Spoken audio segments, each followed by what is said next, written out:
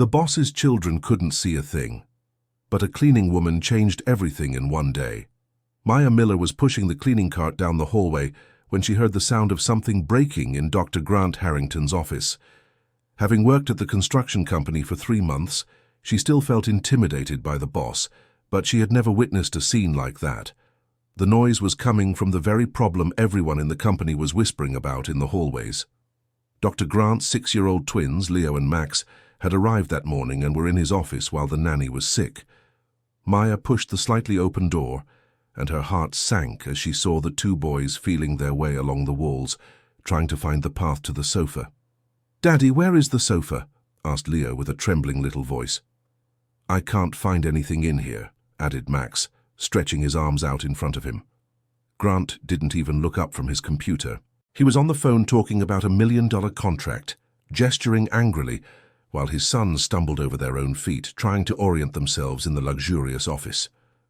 "You need to learn to manage on your own," he said, covering the phone for a second. "Strong men don't go around asking for help."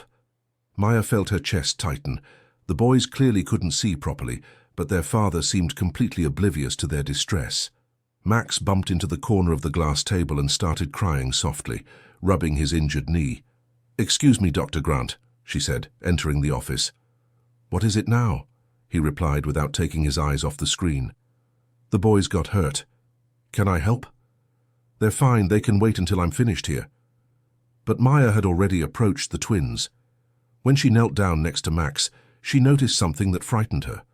The boys' eyes had a strange, somewhat whitish appearance, and they couldn't focus their gaze on anything specific. "Are you okay?" she asked sweetly. "The lady has a pretty voice," said Miguel, smiling in her direction but looking the wrong way. "What does your face look like?" asked Max, extending his little hand. "Can I touch it?" Maya's heart broke. The children were practically blind and their father was doing nothing about it. She looked at Grant, who remained focused on his business, completely ignoring his son's situation. "Of course you can," she replied, guiding the boy's little hands to her face. "I'm Maya. I work here cleaning your daddy's office." "Such soft hair," said Leo, touching her brown hair. "And you're smiling," added Max, feeling her cheeks. You can tell when a person is smiling. Maya had to hold back tears. How could those children be so sweet and affectionate living in a situation like that? She looked at Grant again, who was now talking even louder on the phone, clearly stressed about some work problem. "Dear listener, if you're enjoying the story, please take a moment to like and especially subscribe to the channel. It helps us a lot as we're just starting out. Now continuing. Dr. Grant, don't you think you should take the boys to see a doctor?" Maya asked when he hung up the phone. His expression changed completely. His face turned red with anger and he forcefully rose from his chair. "You have no business giving opinions about my children," he said through his teeth. "Mind your own life and your own work. I'm sorry, doctor, but they seem to have trouble seeing and—" "Enough," he shouted, startling the twins. "My children are perfectly normal. They just need to learn to be independent and strong." "But Daddy, we really can't see well," Leo said in a tiny voice.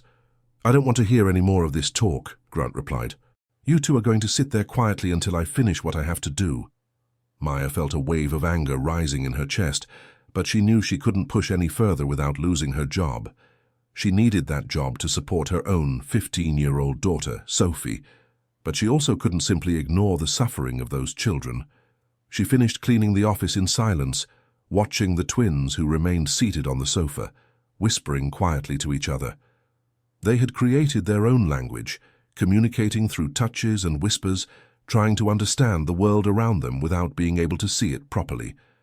When she left the office, Maya looked for Mrs. Carmen, the longest-serving secretary in the company, who knew the entire history of the Harrington family.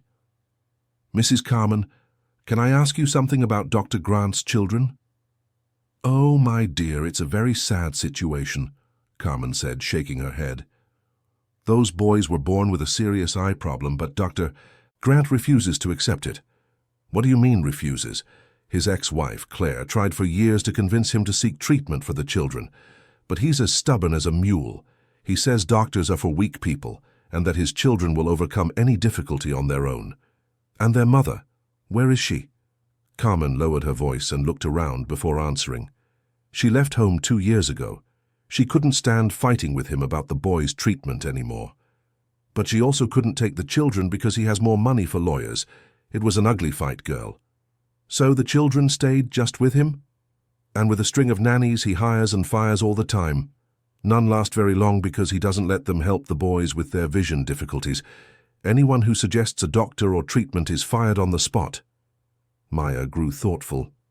She herself had a daughter and couldn't imagine how anyone could deny medical treatment to their own children, especially someone with as much money as Grant Harrington. That night at home, she told the situation to Sophie while they prepared dinner in the small apartment where they lived in Queens. "Mum, that's so sad," said Sophie, who had always been a sensitive girl. "Isn't there something you can do?" "I don't know, honey. If I insist too much, he could fire me, and we need my salary. But you also can't just leave the children suffering like that." Maya spent the whole night thinking about the situation. She remembered her own childhood, when her mother, Mrs. Martha, worked as a housekeeper to support the family after her father left. Mrs. Martha always said that sometimes you have to choose between doing what's easy and doing what's right. The next day, Maya arrived early at the company, determined to find out more about the twins' situation. During breakfast, she spoke with Frank, the doorman, who had been with the company for over 15 years. "Mr. Frank, you know Dr. Grant's family well, right?" "I've known them since he was single," Frank replied, drinking his coffee. "Why do you ask?" "It's about the boys. They seem to have a serious vision problem." Frank sighed deeply. "It's a long story, Maya. Dr. Grant has always been too proud for his own good. When the twins were born, you could already tell there was something wrong with their little eyes, but he insisted everything was normal." "Did the ex-wife ever take them to the doctor?" "Several times, hidden from him. I saw her myself leaving here crying with the boys in her arms after some of those appointments. The doctors said the sooner treatment started, the better the chances of a cure." "And why wouldn't he allow it?" "Trauma, girl. Dr. Grant's father died during surgery when he was a child. Ever since then, he's been terrified of hospitals and doctors. He thinks any treatment will harm the children. But that's irrational." "Of course it is, but trauma doesn't follow logic." His ex-wife even tried to get him to go to therapy, but he refused, said a man solves his own problems. Maya began to understand the situation better. Grant wasn't being cruel out of malice, but out of fear. That didn't justify the children's suffering, but at least it explained his attitude. During the following days, whenever the twins came to the company, Maya would take the opportunity to talk with them while she cleaned. She discovered that Leo was more extroverted and curious, always asking questions about how things around them were. Max was more shy and sensitive, but had an incredible memory for sounds and voices. "Aunt Maya, what is the color blue like?" Leo asked one day while she organized the papers on the desk. "It's like the sky on a beautiful day," she answered, "or like the sea when it's calm." "And yellow?" "It's like the warmth of the sun on your skin, or like the taste of peach cobbler ice cream." Max, who was listening quietly, asked, "And red?" "Red is like a really tight hug, or like your heart beating fast when you're happy." The boys smiled at her explanations. It was painful to see how they tried to understand a world they couldn't see, but also admirable how they managed to be cheerful and curious despite their limitations. One afternoon, Maya was cleaning the bathroom on the floor when she heard an argument coming from Grant's office. She approached and realized he was talking on the phone with someone, probably a doctor. "I already said I don't need an appointment for my children," he said angrily. "They're fine." Pause. "I don't care what their mother said. I have custody of the children, and I decide what's best for them." Another pause. "Listen here, doctor. My father went into a hospital and never came out. I won't allow the same thing to happen to my children." Maya felt her chest tighten.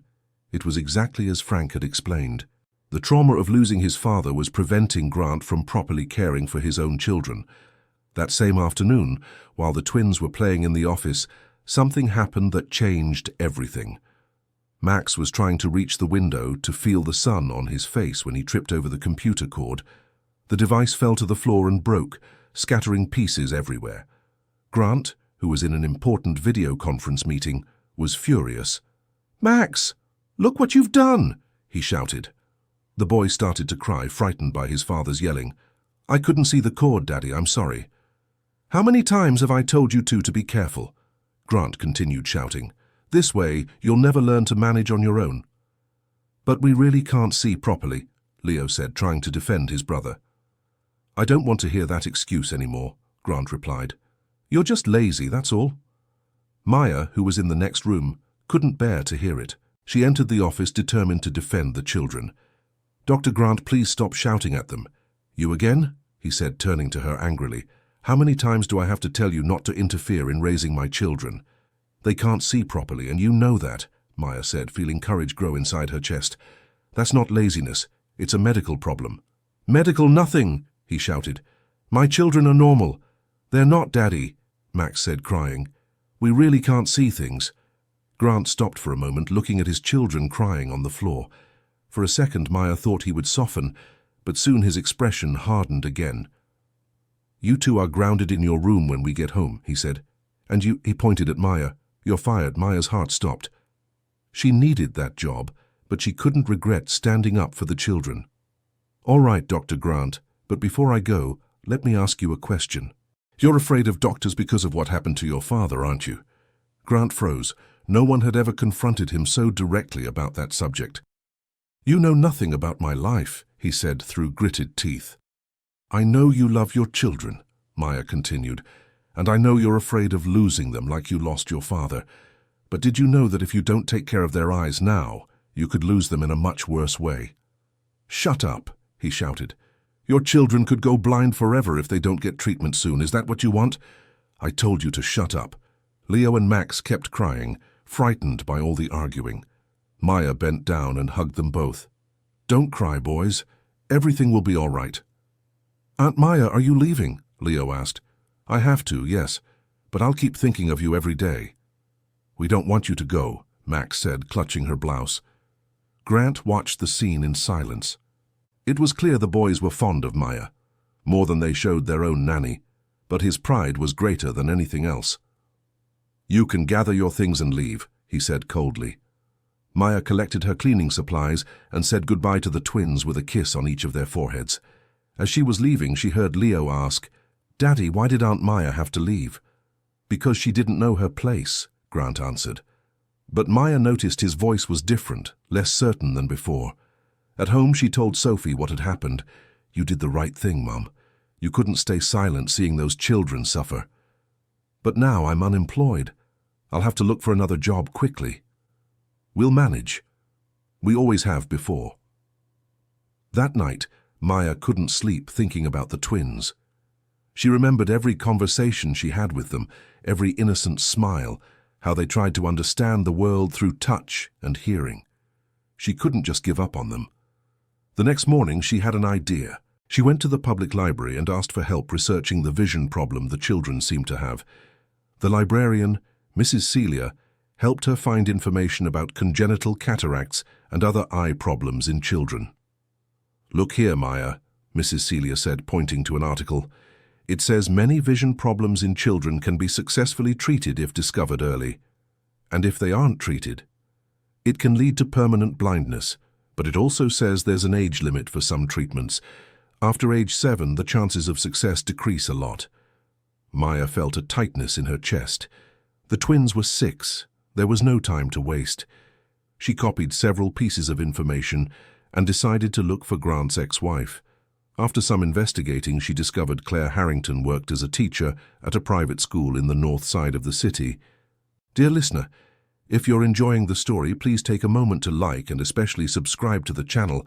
It really helps us who are just starting out, now continuing.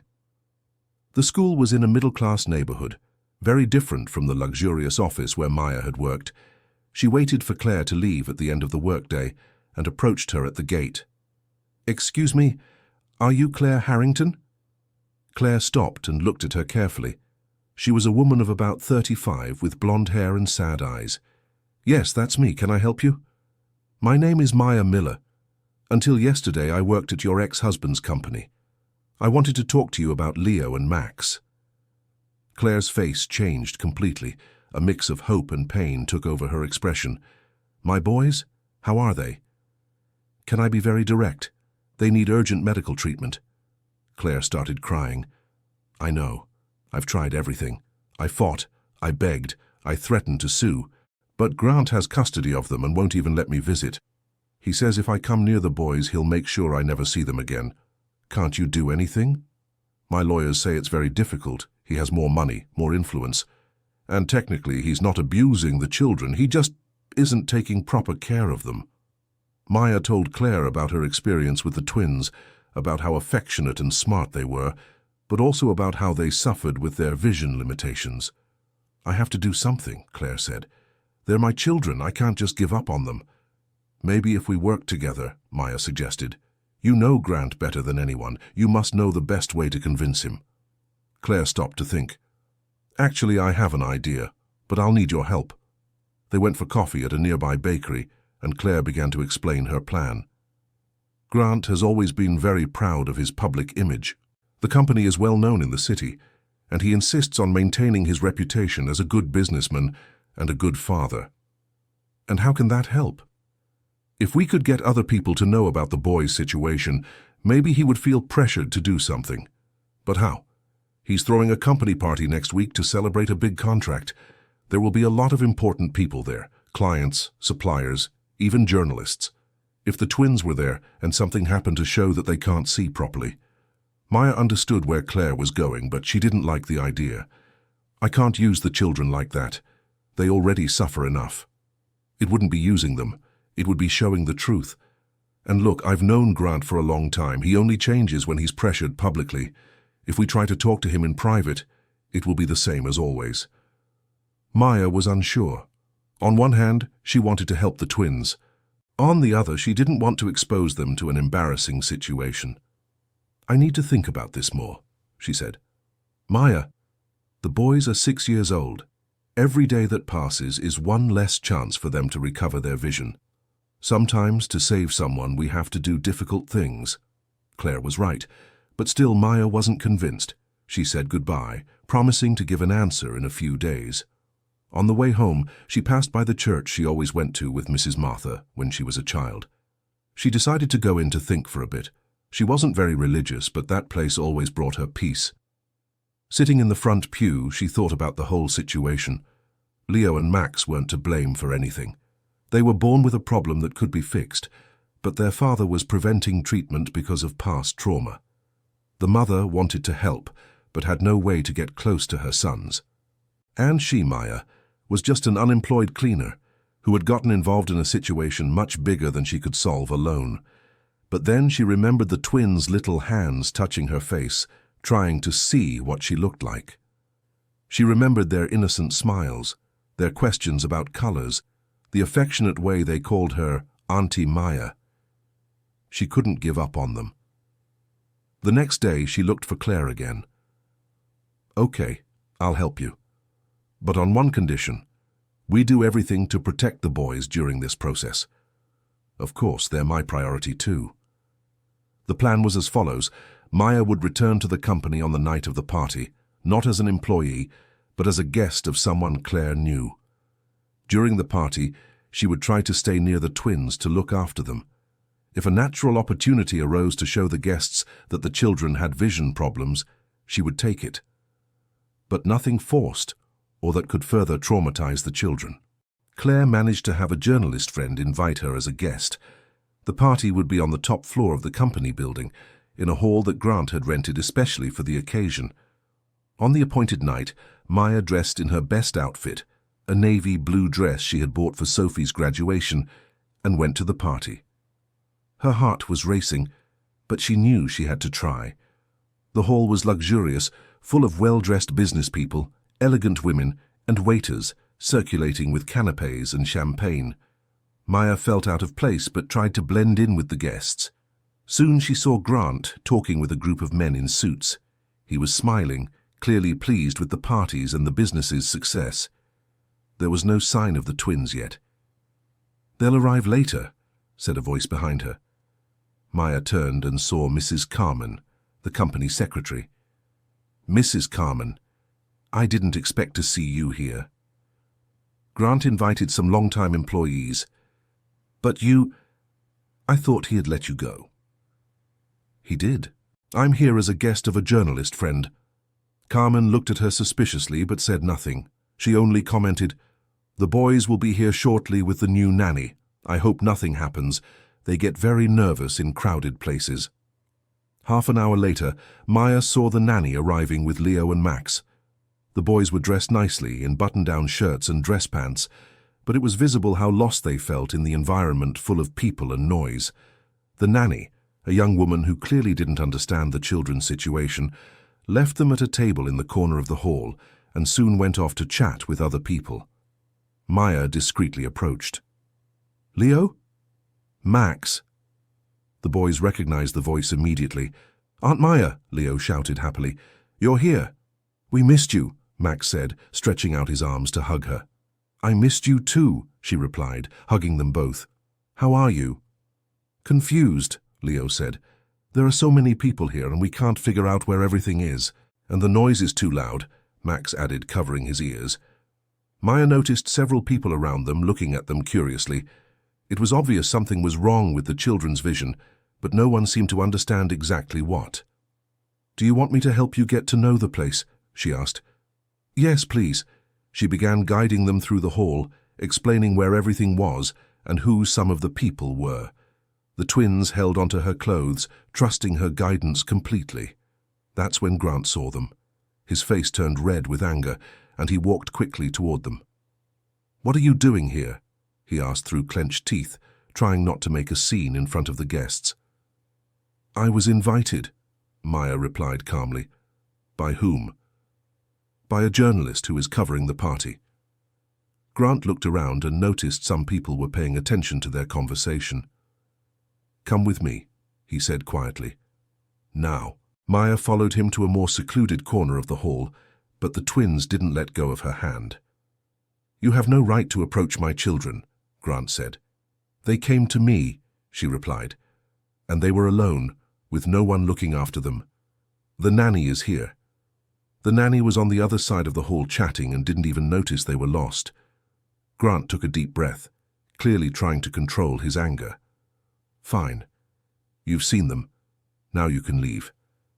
"Daddy, can't Aunt Maya stay a little while?" Leo asked. "No, she cannot." "Why are you so angry with me?" Maya asked. "I just want to help your children." "They don't need help. They need to learn to be independent." It was at that moment that something happened that changed everything. One of the guests, an elegant woman in her 60s, approached them. "Excuse me, are these your children?" she asked Grant.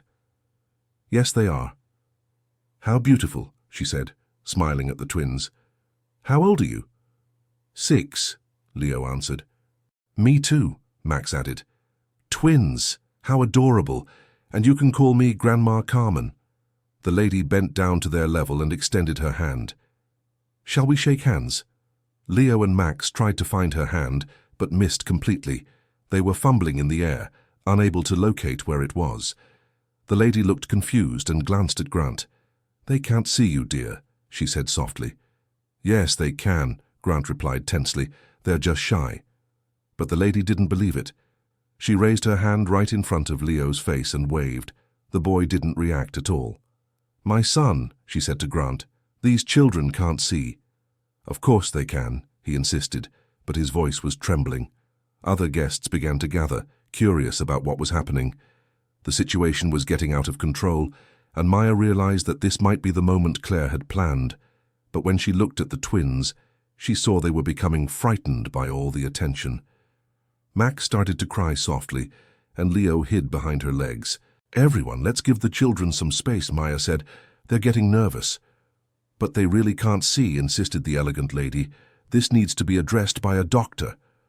"We don't need any doctor," Grant said too loudly, drawing even more attention. Now a crowd of people surrounded them. Maya heard whispers and comments.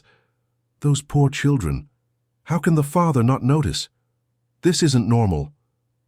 "They need urgent treatment." Grant was becoming desperate. The situation he most feared was happening, his private life being exposed publicly. "Everyone, please go back to the party," he said, trying to sound controlled. "There's nothing to see here." But the people didn't disperse. especially when Max stumbled and fell. Even though he was standing in the middle of an empty space, it was impossible to deny that something was very wrong. That's when a familiar voice cut through the silence. "Grant, what's going on here?" Maya turned and saw a well-dressed man in his 50s with an authoritative face. From the way people respectfully stepped aside, she realized he was someone important. "Dr. Harrison," Grant said, visibly nervous. "It's nothing serious, just a small misunderstanding." "Misunderstanding?" Dr. Harrison looked at the twins and immediately understood the situation. "Grant, these children need immediate medical care." "No, they don't." "Yes, they do. I've been an ophthalmologist for 30 years and I can clearly see they have a serious vision problem." Silence fell over the room. Everyone was paying attention to the conversation. "Dr. Harrison, please, don't get involved in this," Grant said. "Get involved? Grant, you've been my friend for years. I can't stay quiet watching you deny medical treatment to your own children." "They don't need treatment." "Yes, they do. And if it's not done soon, they could go blind forever." The word blind echoed through the room like thunder. Maya felt the twins press closer to her, frightened by all the arguing. "Daddy, why is everyone shouting?" Leo asked, crying. "Is it because of us?" Max asked, also in tears. Maya's heart shattered. The children were blaming themselves for a situation that had nothing to do with them. "It's not your fault," she said, hugging them both. "None of this is your fault." Dr. Harrison knelt in front of the twins. "Boys, can you look at me?" Leo and Max tried, but their gazes couldn't focus on his face. "Can you see my hand?" he asked, raising his hand right in front of their faces. "I see a shadow," Leo said. "Me too," Max added. Dr. Harrison stood up and looked at Grant with a serious expression. "Grant, these children have advanced congenital cataracts. It's a condition that can be treated with surgery, but the longer we wait, the lower the chance of success." "I won't let anyone operate on my boys," Grant said. "Why? What's the problem?" Because... Grant stopped, unable to speak in front of so many people. Dr. Harrison sensed there was more behind the refusal and signaled for people to step back. "Everyone, let's give the family some privacy to resolve this." But Maya noticed that Claire's journalist friend was writing everything down in a notepad. The story was going to be in the paper, whether Grant liked it or not. With fewer people around, Dr. Harrison tried a gentler approach. "Grant, what's stopping you from getting the boys the care they need?" "You don't understand," Grant said, his voice choked. "My father went into the hospital for a simple surgery and never came out. I can't risk the same thing happening to my sons." "But this is a completely different surgery, and much safer nowadays. It doesn't matter." "I won't take the risk." "And you'll risk them going blind?" Grant didn't answer. He was visibly conflicted, torn between the fear of losing his sons in surgery and the fear of them going blind without treatment. It was then that Leo said something that struck deep into everyone's heart. "Daddy, if we do go blind, at least we'll still be able to love you just the same. Love doesn't need eyes, right?" Tears streamed down Grant's face. For the first time, he seemed to truly consider he might be doing the wrong thing. "Max, do you feel the same way?" he asked his other son. "I do, Dad, but I also really want to be able to see your face. It must be as nice as your voice." Grant collapsed into a nearby chair, covering his face with his hands. All his pride and stubbornness seemed to melt away in that moment. "I'm so scared," he confessed. "So scared of losing you." Maya stepped closer and put a hand on his shoulder. "Dr. Grant, you're not going to lose them. You're going to give them the chance to see the world, to see how much you love them. But what if it goes wrong?" "What if it goes right?" Dr. Harrison asked. "What if your sons can have a normal life, go to school, play, see all the beautiful things in the world?" Grant lifted his head and looked at the twins who were hugging each other, waiting for their father's decision. "Dr. Harrison, what's the real chance of it working?" "Given their age and the current state of their vision, I'd say we have about an 80% chance of total success, and even in the worst-case scenario, they'd have significant improvement." "And the risks?" "Minimal. It's a relatively simple surgery. especially for an experienced ophthalmologist. Grant was silent for a long time. The room was almost empty now, with only a few close people watching from a distance. "If I decide to go ahead with the surgery," he finally said, "will you take care of them?" "Of course. It would be an honor to help your sons." "And you too." He looked at Leo and Max. "Aren't you scared?" "We're a little scared," Leo admitted, "but we want to see even more." "And will Aunt Maya stay with us?" Max asked. Everyone looked at Maya, who was too emotional to speak. She just nodded yes. "All right," Grant said, taking a deep breath. "We'll do the surgery." The twins began to smile and hugged their father. Dr. Harrison also smiled, pleased with the decision. "I'll schedule it for next week," he said. "The sooner the better." Maya felt an immense joy take over her chest. Finally, those children were going to have the chance to see the world. But the story was far from over. Dear listener, if you are enjoying the story, please take a moment to leave a like and especially subscribe to the channel. It helps us a lot, as we are just starting out, now continuing. In the days that followed, Grant was completely different. The cold-controlled businessman gave way to a nervous and attentive father. He cancelled all important meetings to stay with the twins, as if he wanted to make up for lost time. Maya was rehired, no longer as a cleaner, but as the children's special caregiver. Grant significantly increased her salary and apologized for having fired her. "You were the only person who had the courage to stand up to me," he said. "My children are lucky to have you." The news of the situation spread quickly through the city. The journalist report came out in the local newspaper with the headline, "Businessman denies medical treatment to children due to fear of hospitals." The repercussion was enormous. Grant received hundreds of calls, some supportive, others critical, but what impressed him the most were the messages from other parents who had gone through similar situations. "I didn't know so many people were afraid of hospitals because of past traumas," he commented to Maya. "I felt less alone." Dr. Harrison scheduled the surgery for a Monday morning. During the previous weekend, Grant barely slept. Maya stayed at his house to help care for the twins and provide emotional support for the whole family. "What if I'm doing the wrong thing?" he asked her on Sunday night. "You are doing the right thing. Your children deserve the chance to see." "But what if it goes wrong? What if I lose them?"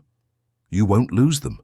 And even if it did go wrong, at least you would know you tried to give them your best."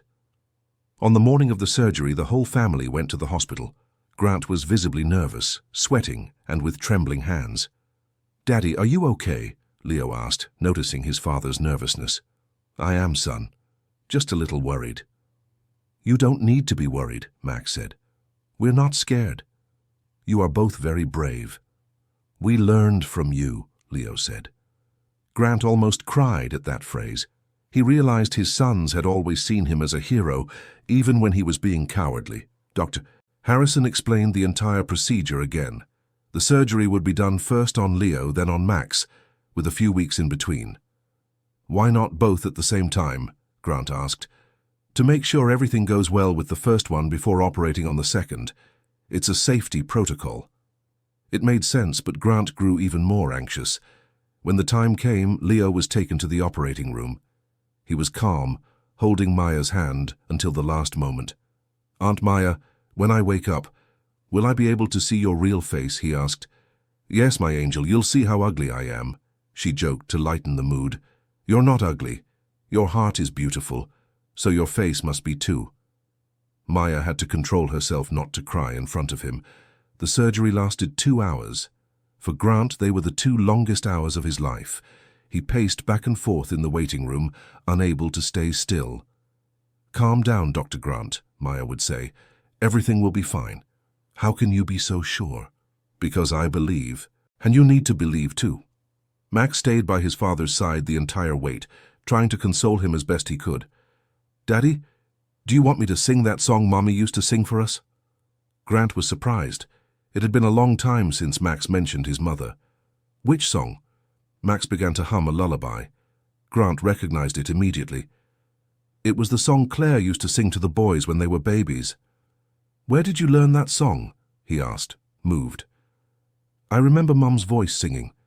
Even without seeing, we don't forget the important things. That phrase made Grant reflect on many things. He realized he had spent the last few years trying to erase memories of his ex-wife, but the children cherished those memories. Finally, Dr. Harrison came out of the operating room with a smile on his face. "Everything went perfectly," he said. "Leo will have his eyes bandaged for a few days, but the results are very promising." Grant hugged the doctor, crying with relief. "Can I see him?" "Of course, he's already awake and asking for you." In the recovery room, Leo was lying down with his eyes covered by bandages, but smiling. "Dad? Aunt Maya?" he called out, hearing their footsteps. "We're here, son," Grant said, taking his hand. "Did it go okay? Will I be able to see?" "The doctor said yes, in a few days we'll remove the bandages." "I can't wait to see you." During the following days, Leo rested at home, eagerly awaiting the moment to remove the bandages. Max never left his brother's side, caring for him with all affection. "How come you're not jealous?" Maya asked Max.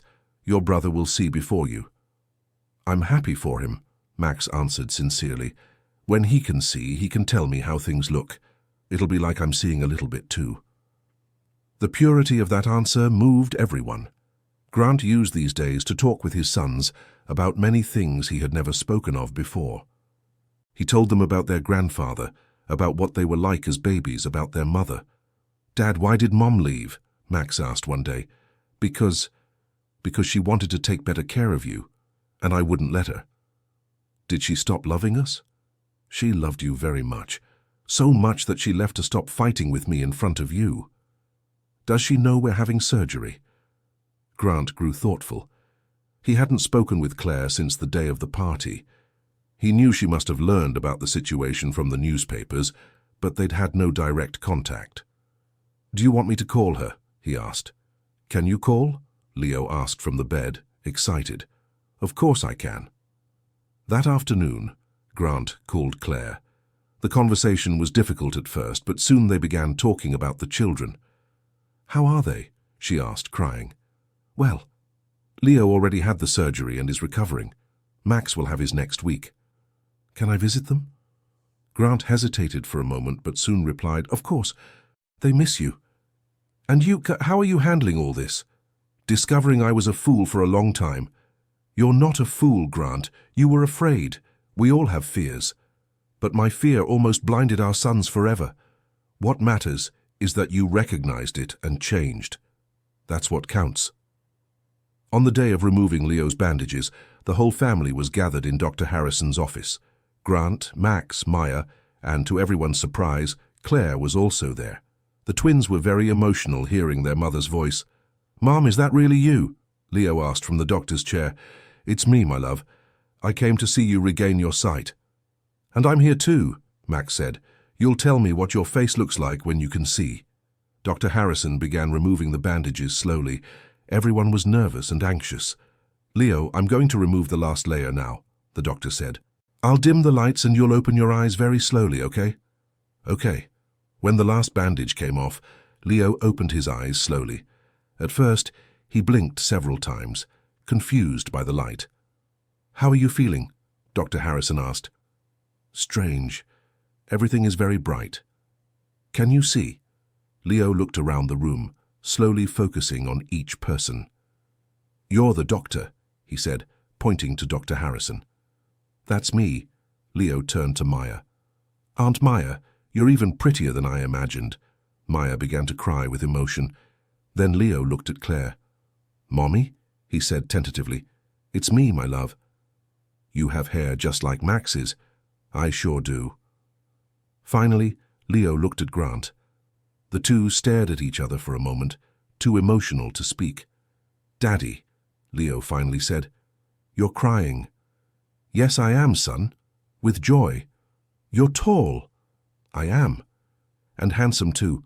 Max, Daddy is very handsome." Max smiled, happy with his brother's discoveries. "What does my face look like, Leo?" he asked. Leo looked at his twin brother carefully. "Just like mine, only your eyes are still a little whitish, but when you have the surgery, they'll become just like mine." "I can't wait." After leaving the doctor's office, the family went for ice cream to celebrate. Leo wouldn't stop commenting on everything he saw. Aunt Maya, so this is the color blue? He asked, looking at the sky. That's it. It's even prettier than you explained. And red? Max asked curiously. It's on the shirt you're wearing. It's very strong and beautiful. Max smiled, touching his own shirt. In the following days, Leo kept discovering things. He looked at everything with fascination, as if the world were an amusement park. Max, the flowers have so many different colors, he would say. And the cars and the houses and the people. Tell me what each thing is like, Max would ask, and Leo would tell him. With patience and affection, he described every detail of the visual world to his brother. The day of Max's surgery arrived. Now, with the success of the first surgery, Grant was much calmer. I'm not scared, Max said on the way to the hospital. If it worked for Leo, it will work for me too. Max's surgery was even smoother than Leo's. Dr. Harrison was confident and the family was optimistic. When the day came to remove the bandages, Max was eager to see everything Leo had described. All set, Max, Dr. Harrison said, removing the last bandage. You can open your eyes. Max opened his eyes, and the first thing he saw was Leo's face. Brother, he shouted, we really are the same. We are! Then Max looked at each person in the room, matching the voices he had known for so long with the faces he had never seen. Aunt Maya, you have the most beautiful smile in the world, he said. Mommy, you're just like a princess, he said, looking at Claire. And Daddy, he turned to Grant, you look like a gentle giant. Grant laughed through his tears. A gentle giant? Yes, big and strong, but with kind eyes. In the months that followed, the family's life changed completely. Leo and Max started attending school for the first time, made friends, and discovered they loved drawing and painting. Grant and Claire began family therapy to resolve past problems. They didn't get back together as a couple, but learned to be partners in raising the children. We don't have to be together to be a family, Claire said one day. What matters is that the boys feel loved by both of us. You're right, Grant agreed, and thank you for not giving up on them. Thank you for changing your mind in time. Maya continued working with the family, but now more as a housekeeper and less as a caregiver. The twins no longer needed constant help to get around, but they liked having her nearby. Aunt Maya, are you going to stay with us forever? Leo asked one day. As long as you want me, I'll stay. Then it really will be forever, Max said, because we'll never want you to leave. Grant created a foundation to help other children with vision problems. The foundation bore Maya's name in honor of the woman who had the courage to fight for his children when he himself could not. Why is the foundation named Maya? A journalist asked during the inauguration. Because she saw what I was blind to, Grant answered. Sometimes the simplest people have the clearest vision of all. Dr. Harrison became a close friend of the family and continued to monitor the twins' improving vision at each checkup. They will have completely normal vision, he said during one appointment, with no lasting effects from their previous condition. Does that mean they can do anything they want? Grant asked. Anything. Be doctors, engineers, artists, whatever they dream of. And what do you want to be when you grow up? Maya asked the twins on the way home. I want to be a doctor like Dr. Harrison, Leo said, to help other children see. And I want to be a teacher, Max said, to teach people that sometimes we need to close our eyes to truly see. Grant smiled hearing his son's answers. They had learned important lessons through the difficult experience they had lived. 1 year after the surgery, the family organized a party to celebrate the twins' vision anniversary. All the friends who had helped during the difficult process were there. Dr. Harrison, Mrs. Carmen, Frank the doorman, Mrs. Celia from the library, and many others. I'd like to make a little toast, Grant said, raising his glass of juice, to my children who taught me that courage isn't about not being afraid. Courage is doing the right thing even when you are afraid. And to all the people who didn't give up on us when things got tough, Leo added. Especially to Aunt Maya, Max finished, who was our first vision of how beautiful the world can be. Maya couldn't hold back her tears. She looked at that family that had transformed so much and felt immense joy in her heart. I'm the one who thanks you, she said, for teaching me that sometimes, in saving someone, we end up saving ourselves too. How's that, Aunt Maya? Leo asked curiously. When I met you, I was very sad because I thought my life wasn't good for anything important. But you showed me that anyone can make a difference in other people's lives, as long as they have courage and love in their heart. You were always important, Max said, from the very first day. And you always will be, Leo added. You're part of our family now. Grant approached Maya. Thank you, he said simply. You're welcome, Dr. Grant. No, it's not just you're welcome. You changed our lives. You saved my children when I couldn't save them. How can I repay that? Keep being the father you've become. Keep letting love be stronger than fear. I promise. Claire approached them. Maya, I want to thank you too. You did what I couldn't do. You managed to make him see. You tried too. I was just lucky to arrive at the right moment. It wasn't luck. It was courage. The party went on late into the night, with the children playing and the adults talking about how life can take surprising turns. When everyone had left, Maya was tidying up when Leo and Max approached her. Aunt Maya, can you tell us a story before bed? Leo asked. What story do you want to hear? The story of how a cleaning lady saved 2 boys who couldn't see, Max said with a smile. You already know that story. You lived it. But we like hearing you tell it, Leo insisted. Maya sat between them on the sofa and began. Once upon a time, there was a woman who worked cleaning an office. One day she walked into a room and saw 2 very special children who needed help.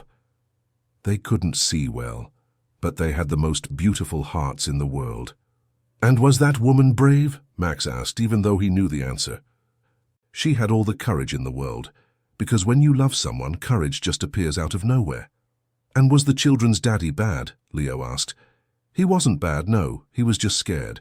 Sometimes, when we're very afraid, we do wrong things without meaning to. But did he become good again?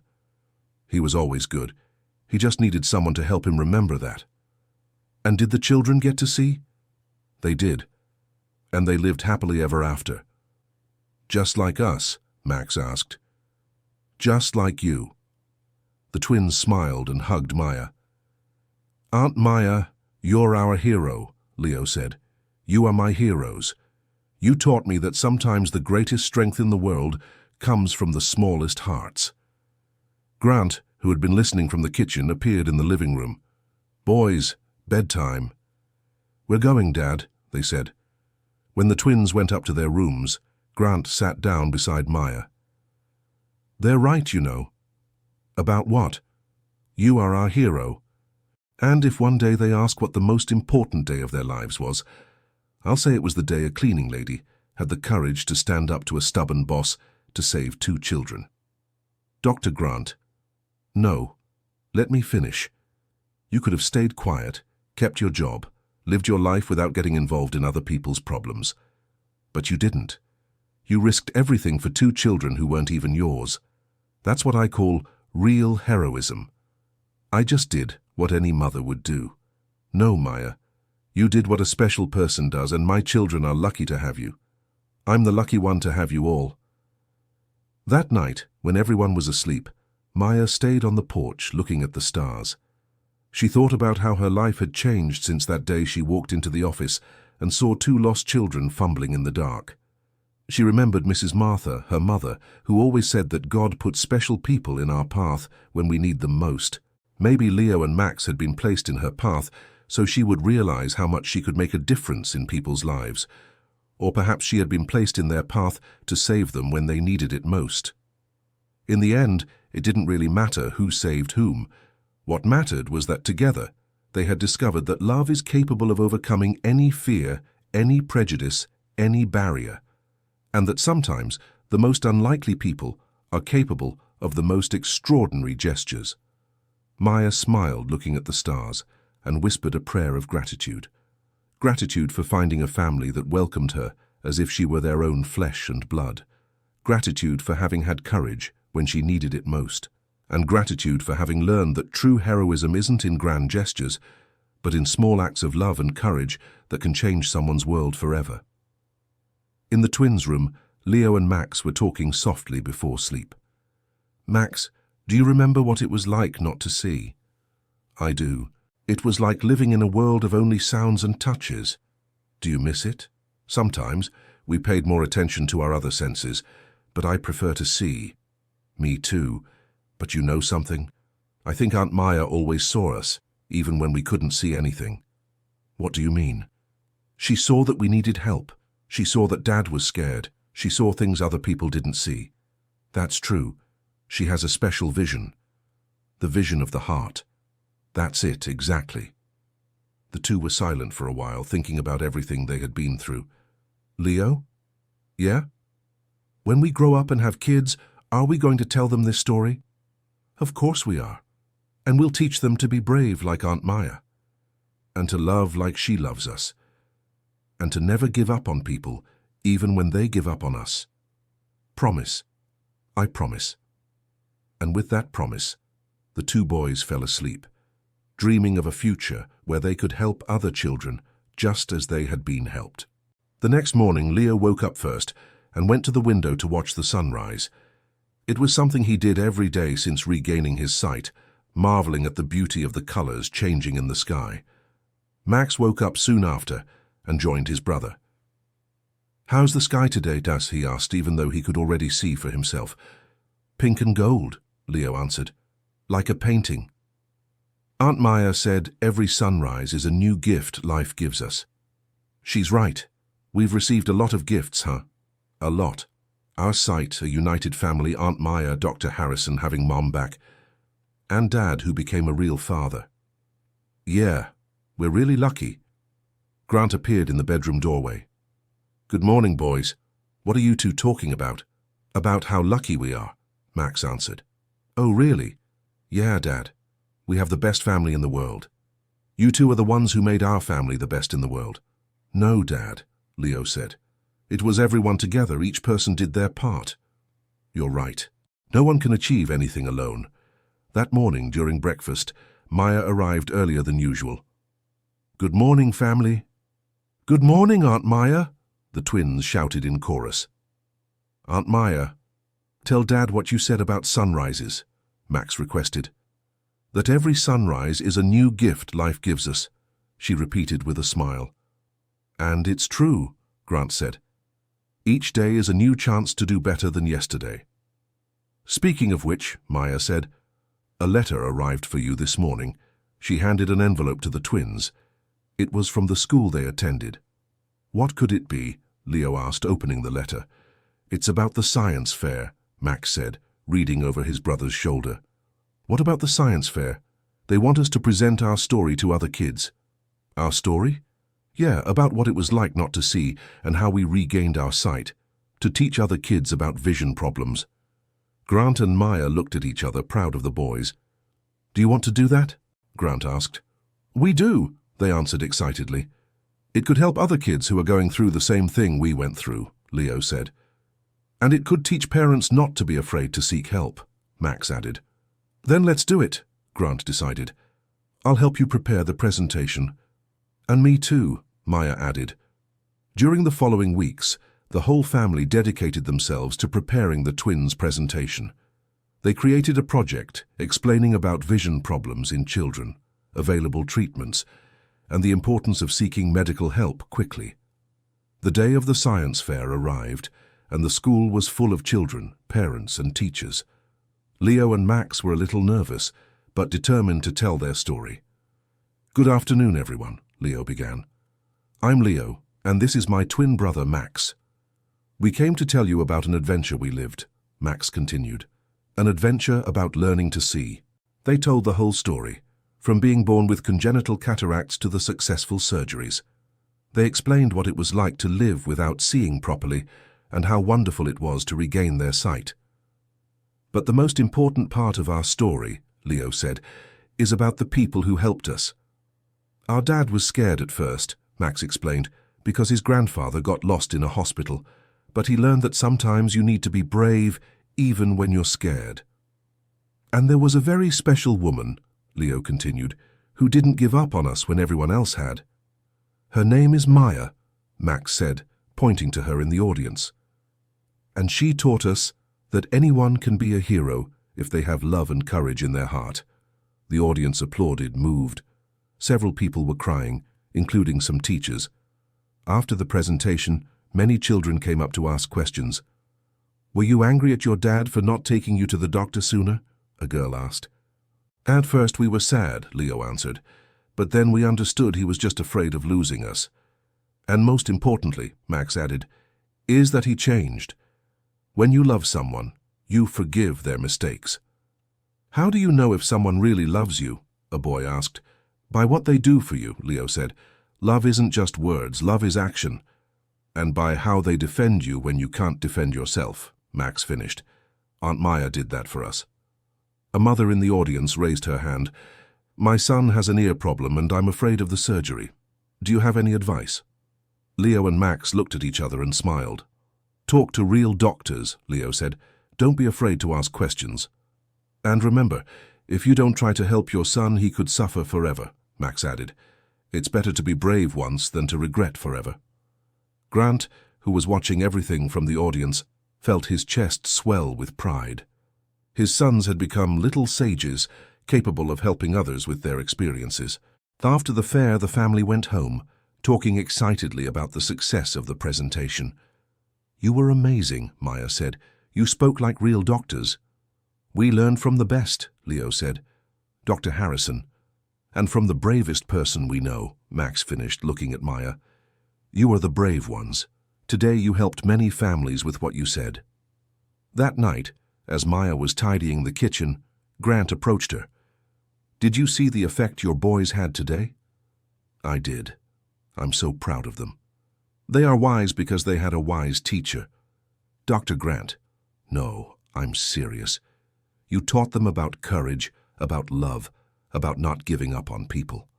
Those lessons will stay with them forever." "They taught me much more than I taught them." "How so?" "They taught me that I'm stronger than I thought. They taught me it's worth fighting for the people we love. They taught me that a family doesn't need to be by blood to be by heart. And you taught us that love overcomes any fear." They fell silent for a moment, thinking about everything they had been through together. "Maya, can I ask a personal question?" "Of course. Do you regret anything? The way you handled the situation, the consequences?" Maya thought for a moment before answering. "I don't regret a thing. If I had to go through it all again, I'd do exactly the same things." "Even knowing you could have lost your job? That it could have gone badly for you?" "Especially because of that. Sometimes you need to risk everything to gain what really matters." "And what did you gain?" "A family. A purpose. The certainty that I can make a difference in people's lives. We are the ones who gained, Maya. We gained a person who truly loves us and who will never give up on us. And I never will." Upstairs, Leo and Max listened to the adults' conversation. "Max, we're really lucky, huh? So lucky. Imagine if Aunt Maya hadn't walked into that office that day. Or if she had been too scared to say anything. We'd probably still not be able to see. And Dad would still be scared. And Mom would still be far away. And the family would still be broken." They were thoughtful for a moment. "Leo, when we grow up, do you think you'll be able to be as brave as Aunt Maya?" "I'll try. And you?" "Me too. I want to help other families like she helped ours. Promise me we'll never forget this story." "I promise. And I promise I'll tell my children and my grandchildren." "So they know there's always someone willing to help when we need it most?" "Exactly. And that we can also be that person for other people." "Good night, brother." "Good night." And so, another day ended in the life of that family, which had learned that love, courage, and persistence can overcome any obstacle. 6 months later, the story of Leo and Max made national news. A television network made a documentary about their situation and the impact it had on the lives of other families. "Dr. Grant," the reporter asked during the interview, "what would you say to parents going through the same situation?" "That they shouldn't let fear stop them from caring for their children," he replied. "I almost lost the chance to see my son see because of my irrational fear." "And who was the most important person in this process?" "Maya Miller," he said without hesitation. She had courage when I didn't. She fought for my sons when I couldn't fight. The reporter turned to Maya. Maya, what was it like deciding to confront your boss? It wasn't a calculated decision, she answered. It was instinct. When you see children suffering, you don't think twice. Do you consider yourself a heroine? Not at all. I'm just a mother who can't see a child in need and stand by. But you changed this entire family's life. They changed my life too. They gave me a family, a purpose, and showed me that anyone can make a difference. The documentary had a huge impact and sparked a wave of awareness about children's vision problems. Many families sought treatment for their children after watching the twins' story. Dr. Harrison began receiving dozens of patients referred by families who saw the documentary.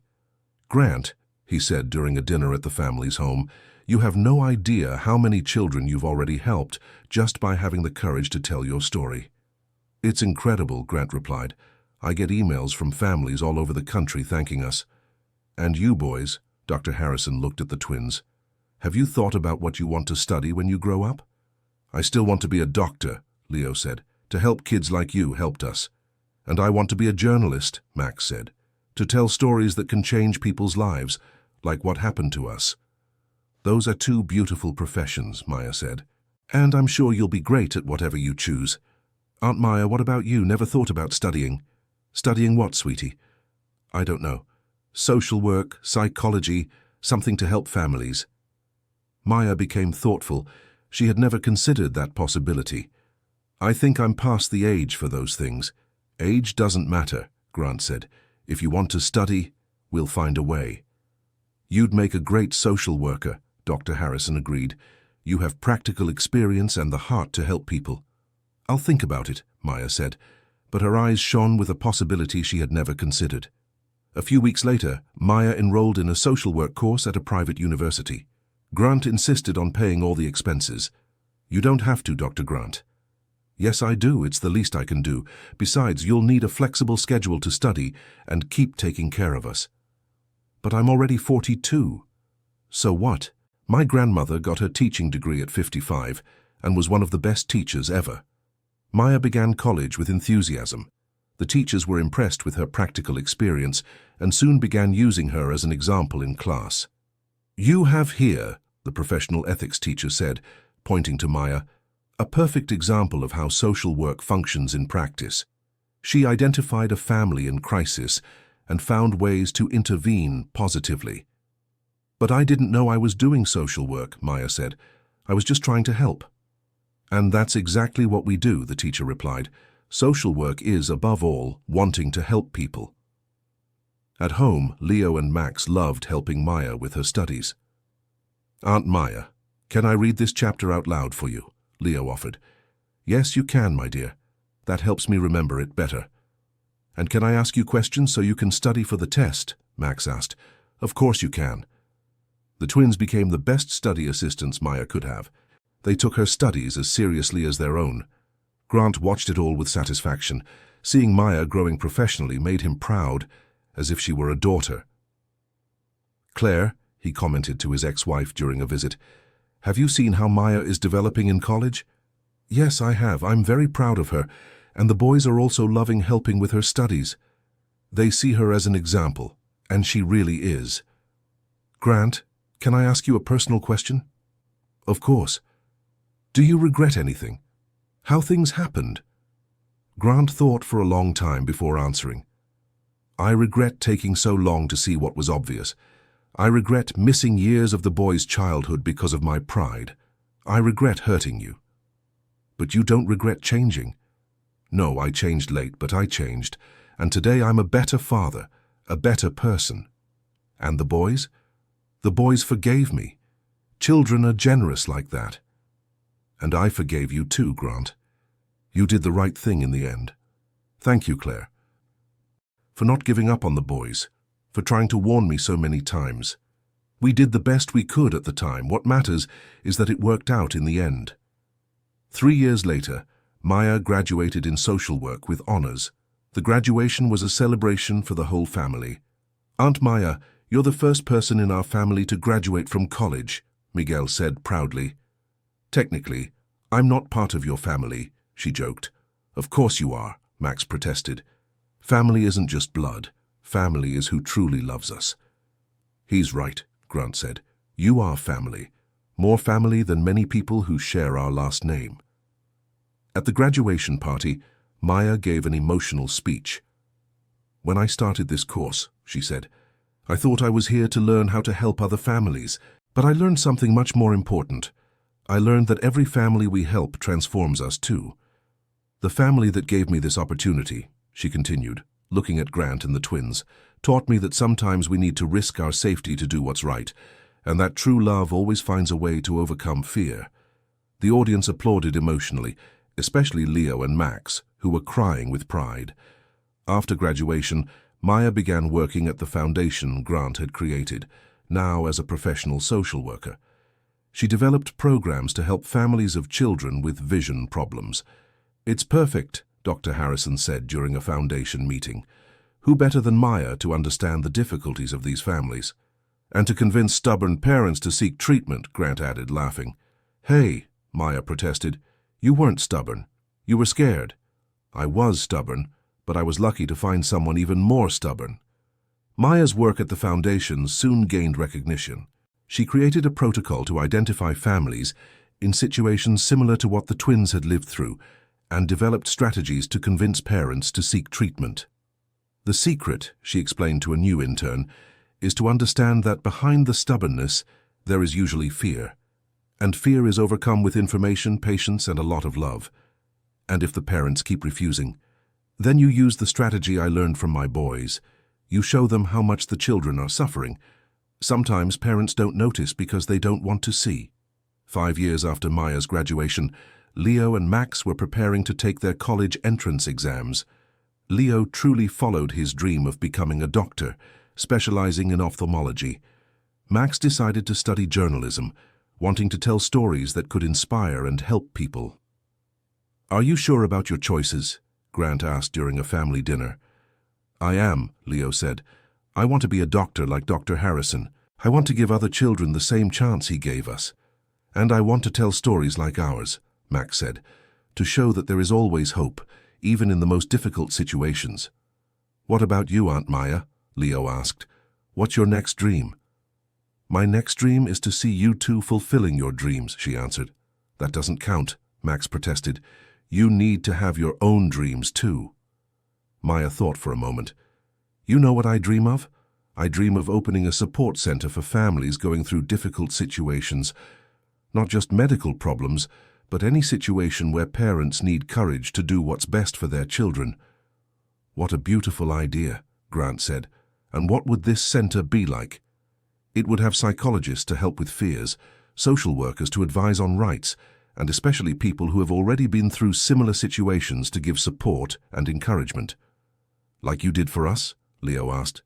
Exactly. Sometimes we just need someone to believe in us when we don't even believe in ourselves. Then let's do it, Grant decided. The foundation can fund this project. Really? Really? You transformed our family. Now you can transform many others. And so, the Maya Miller Family Support Center was born, which became a national reference in assisting families in crisis. On the day of the inauguration, Leo and Max, now college students, made sure to be present. Aunt Maya, Leo said during the ceremony, remember when we were little and you explained colors to us? I remember. Today I can see all the colors in the world, and the most beautiful color of all is the color of hope that you planted in our family. And I can tell beautiful stories because I lived the most beautiful story of all, Max added. The story of a woman who had the courage to fight for 2 children who weren't even her own. Maya couldn't hold back her tears. You are the ones who gave color to my life, she said. Before I met you, I was living somewhat in the dark, too. You taught me to see what really matters. And what really matters? A child in the audience asked. Love, Maya answered. The love that makes us brave. The love that makes us fight for those we love. The love that transforms fear into courage and despair into hope. And how do we get that love? Another child asked. By loving first, Max replied.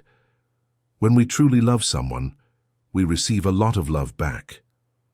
It's like planting a seed, Leo added. We plant love and harvest a whole family.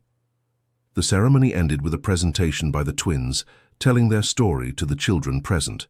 It was something they did regularly at schools and events, always with the goal of inspiring others. And the moral of our story, Leo concluded, is that we should never give up on the people we love.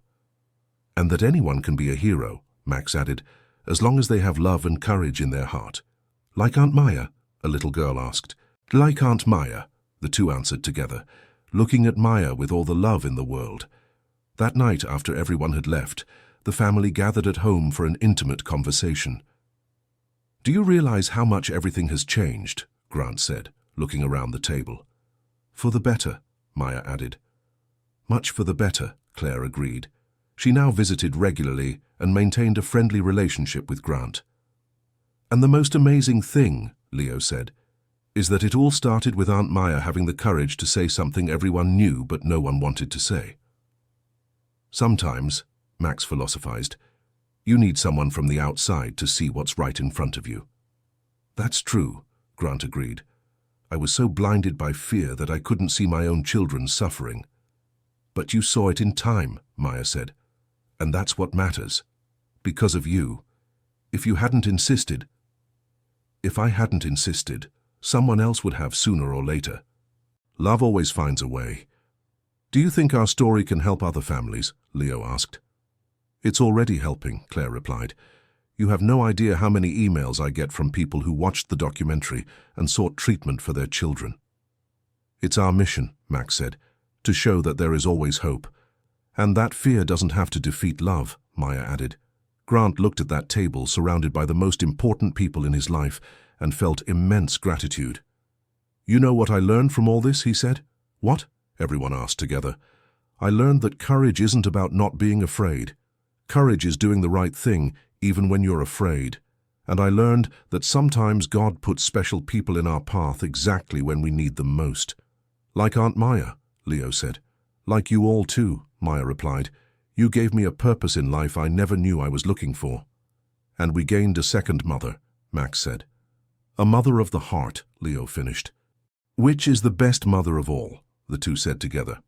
And so that night, as the family talked about the past and dreamed of the future, it became clear that the story of the cleaning lady who saved the boss's children had transformed into something much bigger.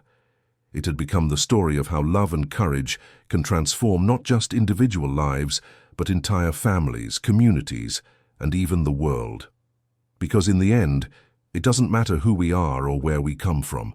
What matters is having the courage to do what's right when it really counts. And sometimes, the most unlikely person is capable of the most extraordinary gesture.